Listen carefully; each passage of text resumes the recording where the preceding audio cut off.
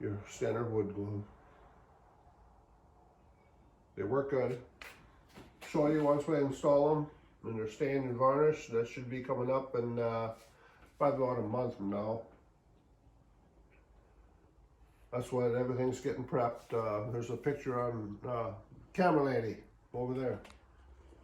The sawhorses are, that's all the pine casing that's going to get stained for the inside of the closets, the baseboards for the inside of the closets, and that's going to be heading up north at the same time, these doors and my staircases, all parts of the staircase. I still have to get all my spindles ready. I'm using 1/2 inch rebar, and I got to get them all cut, I don't know, 3-4 inches long, so the painter can work with them, get them all painted, and I'll take them up there. I'll cut them to size as we put the staircase together.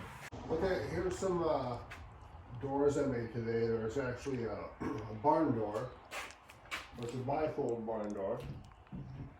Closes up like so. A little different than most of what we've done. Here's the hardware.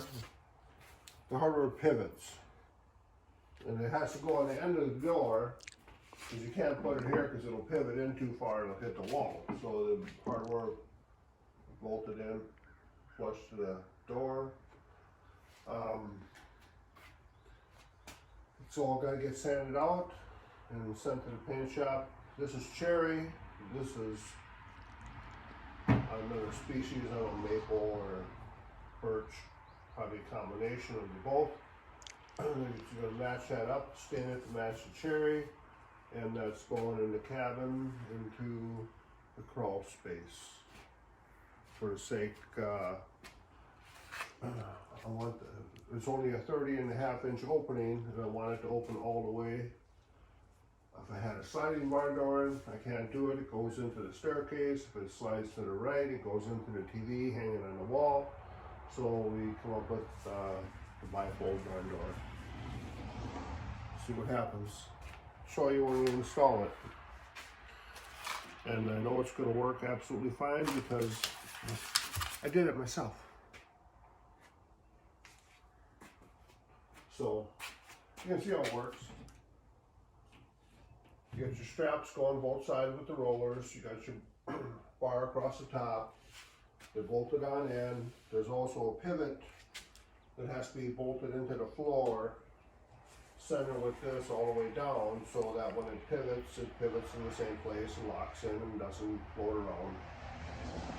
So I made it a little wider than what the opening is, because when they close up with the hardware, it closes up, you need about that much room.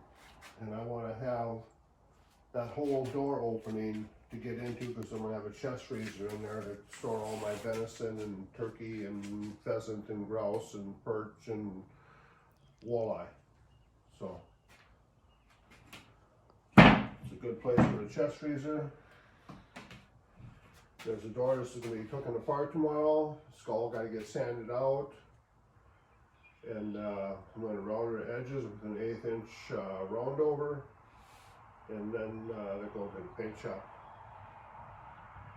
Get everything ready so when I get a day off to work, I can get this cabin put back together and finished up and not have to go up there on the weekends and work. I can actually go up there on the weekends and kick it a little bit. Except for I got to put the driveway and the yard in, but that's kind of fun. And at that time, you get to see my case tractors all at their high performance with all their tools and accessories, grading and leveling the yard out. So, yeah, more to come. That's it.